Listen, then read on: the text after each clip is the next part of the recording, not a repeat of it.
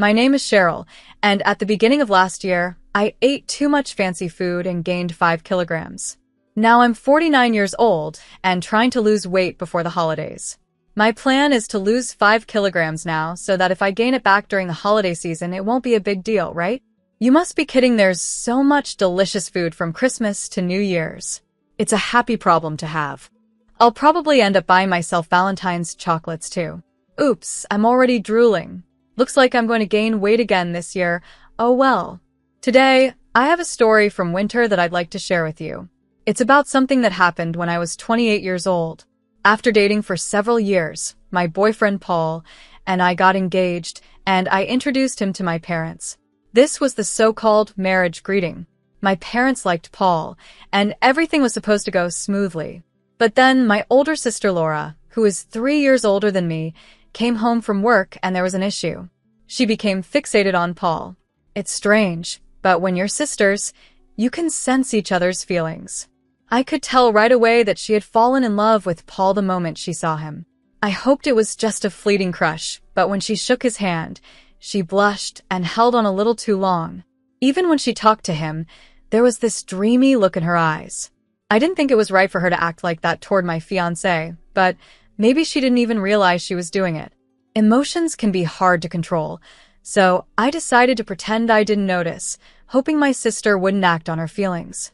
However, after Paul left, my sister, fresh out of the bath and still wrapped in a towel, confronted me.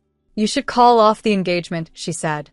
According to her, Paul was a womanizer, and I could find someone better. She kept criticizing him, but she didn't have any real reason for saying that. "Why do you think he's a player?" I asked her. "It's a woman's intuition," she replied.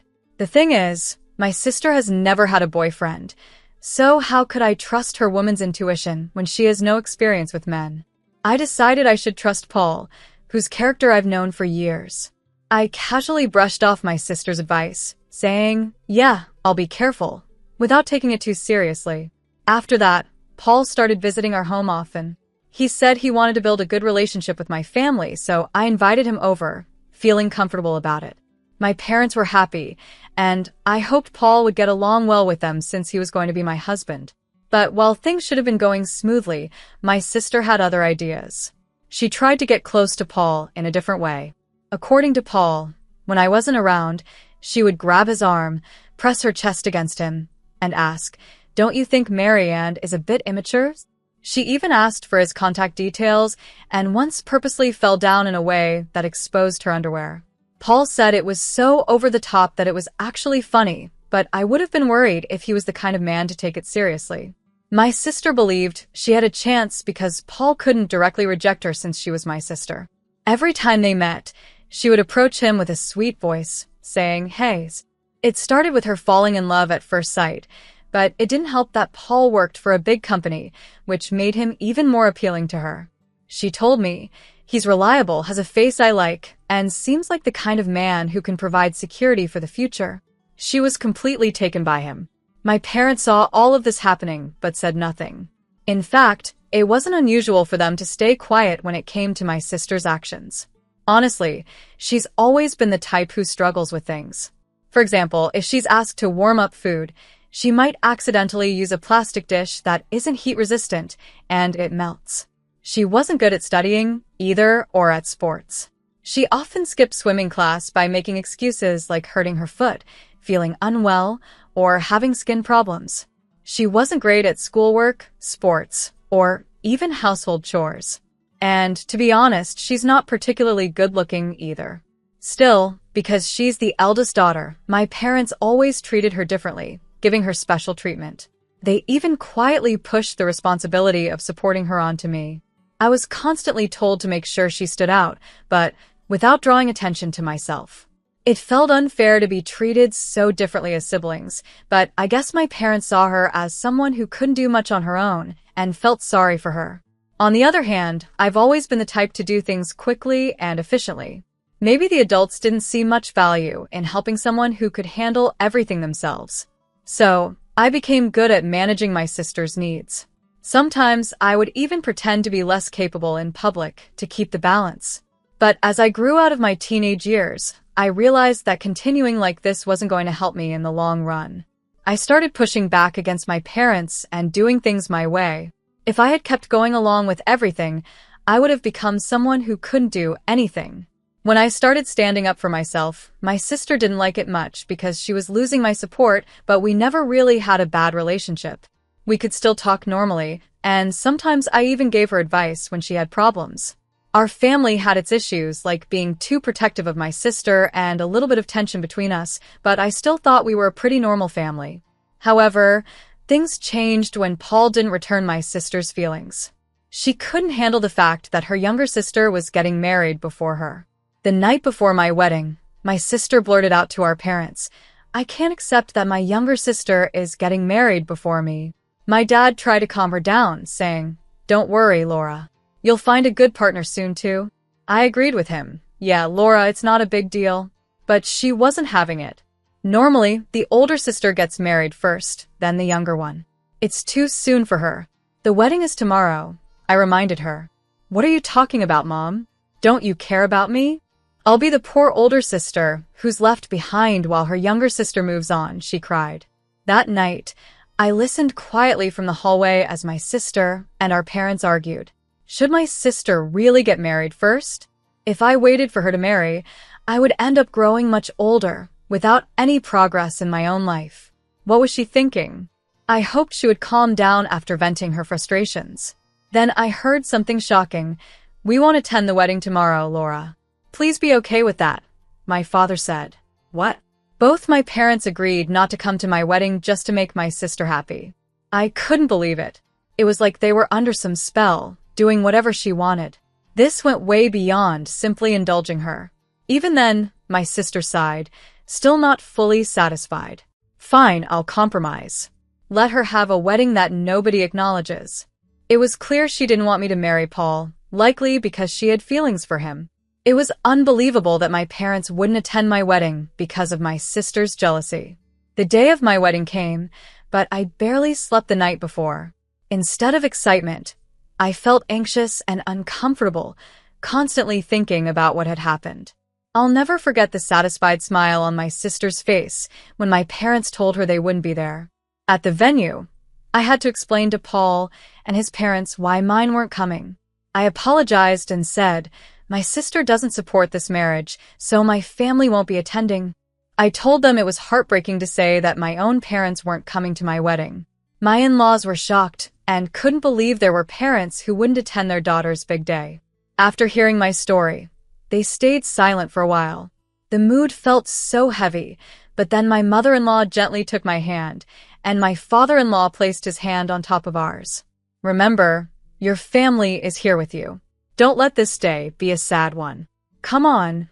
Why don't you smile?" my mother-in-law said warmly. Her words made me tear up.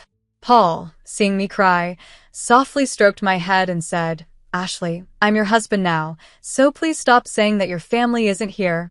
My in-laws and Paul quickly tried to cheer me up, jokingly telling me not to cry because my makeup would smudge. Then, my mother-in-law looked at me with kindness and said, "Ashley, I know things are hard with your family back home, but this is the start of a new life. Let's build your own family together." Even though I felt abandoned, her words and her strong embrace gave me comfort. Paul and my father-in-law joined in with hugs, and I told myself that everything would be okay. Like my mother-in-law said, this was a new beginning. I promised myself that I would build my own happy family, and on that day, I officially married Paul. 18 years have passed since that day. In that time, Paul and I had a daughter and 3 sons. Our daughter is capable and looks after her 3 mischievous brothers, who sometimes turn the house upside down. I surprise even myself with how often I end up shouting, "Stop it now." Paul's career has been going well, we bought a house, and we've been living a stable life. But then, something unexpected happened. My father, mother, and sister showed up at our house. After the wedding, I had kept my distance from them and hadn't given them our new address. Yet somehow they found us and came unannounced. When they appeared, instead of a warm, long time no see, the first words out of my mouth were, "What do you want?" "I need a favor from you," my sister said.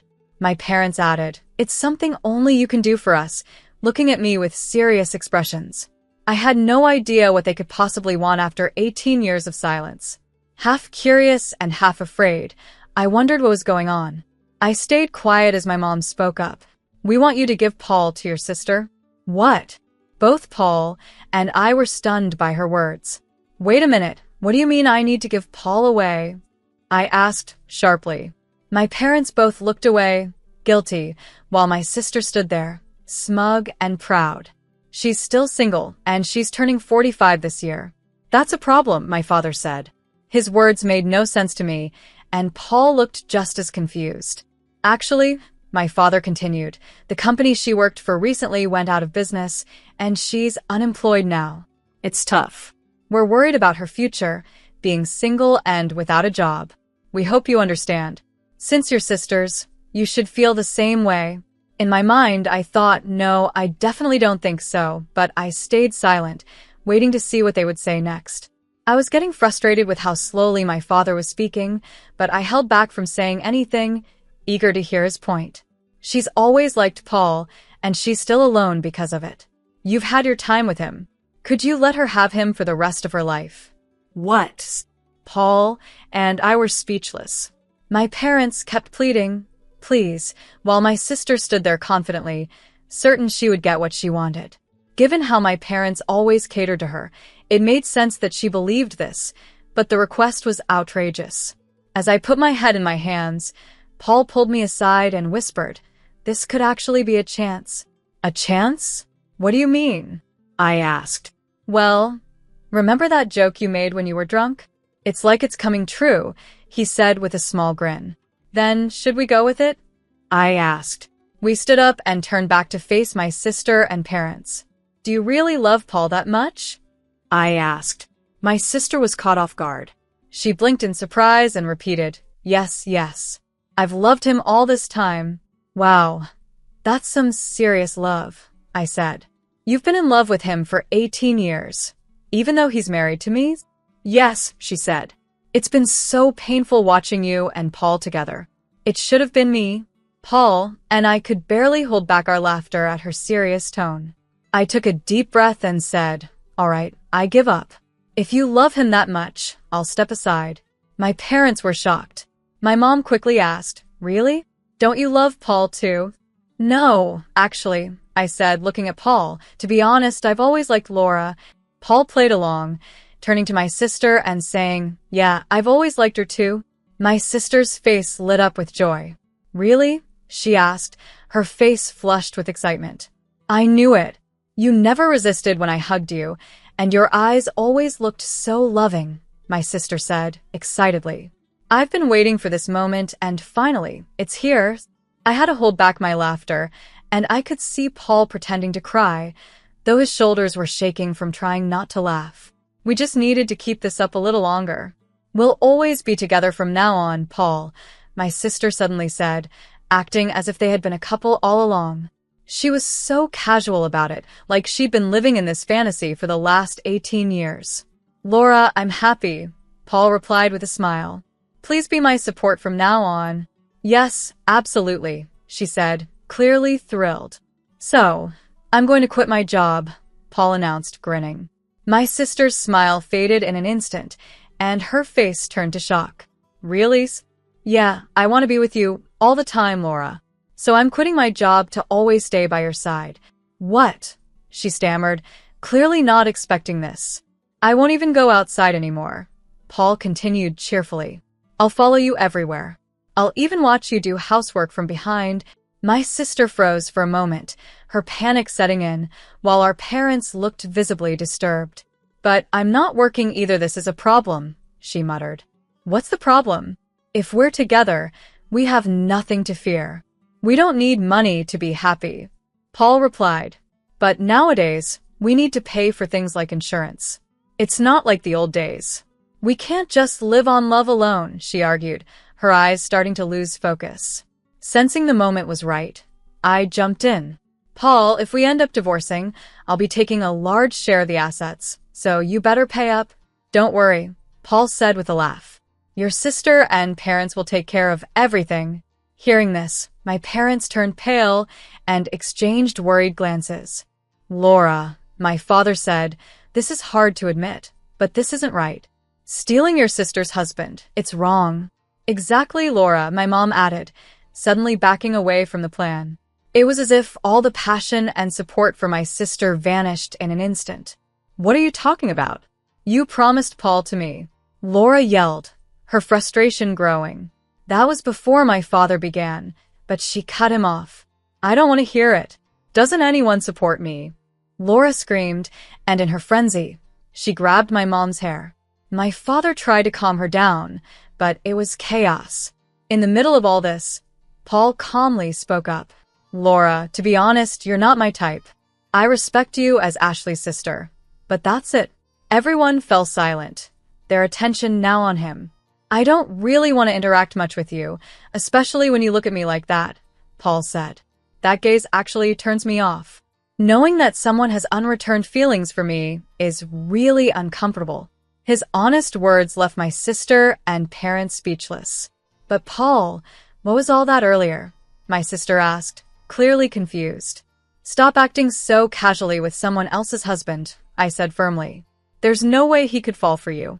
We have a family, and we're happy. As I said this, I stopped my sister, who was walking toward Paul with a pale face. You tricked me, she shouted. How could you think that someone who hasn't contacted you in 18 years still loves you? Isn't that a bit unrealistic? I asked. My sister's face turned red, and she started to tear up, clearly out of frustration. If you were really attractive, maybe it would be different. But no one finds charm in someone who is unemployed, dependent on their parents, and can't do basic things because their mom has always done them. At your age, a marriage wouldn't last long with those traits, I said plainly. Paul quietly chuckled behind me. My sister, hit by the truth of my words, began to cry loudly, unable to stop. Our parents tried to comfort her, but they looked confused, as if they were realizing that what I said was true. I'm not giving Paul to you, I continued. So please give up, Laura. At that, she cried even harder, like a child throwing a tantrum. It was a sad sight for an adult, and it was clear she hadn't matured. Take this as a lesson, and please don't involve yourself in our lives again, I said. No matter what trouble you face in the future, don't expect any help from us. With that, I slowly closed the front door. When my children asked what happened, I simply said, it's Halloween season, and it seems a ghost came early. My eldest suggested we exorcise the spirit, but I stopped the idea, though it did feel like there was a ghost wailing outside as my sister continued to cry. 6 years passed, and she's still single. She found a job but got fired for inappropriate behavior, and she caused trouble by rushing into a marriage that didn't work out. Now, she's banned from matchmaking events and seems likely to stay single for life. My parents, despite being tired, are still working part-time jobs to save money for her. They've probably realized they can't rely on her to take care of them in the future. Hopefully, they now understand the consequences of spoiling her all these years. I spend my days as a homemaker without having to worry about school fees for my kids, thanks to my smart children and my husband, who has a stable job. Sometimes, I wonder if working outside the home would help me burn off the extra calories I gained during the holiday season from eating too much. My daughter, who is already slim, is entering her growth phase and has been talking about wanting to go on a diet. I'm trying to convince her not to. You can think about dieting when you're older, like me, I tell her. My 3 sons love dancing and recently showed off their skills at a local event, where they won several awards. They proudly say, we're going to be in Pearl Jam one day. So, I really hope Pearl Jam stays together until they grow up. We regularly get visits from my in-laws, who are as dear to me as my own parents. We always enjoy delicious meals together. When the kids have their spring break, we plan to take a trip to a spa, and I'm excited about spending some quality time together. Although there were many challenges before marriage, my life since then has been filled with happiness. The bonds within our family have grown stronger, and I'm grateful for the love we share. I hope everyone stays healthy and lives long so we can continue to make precious memories together as a family.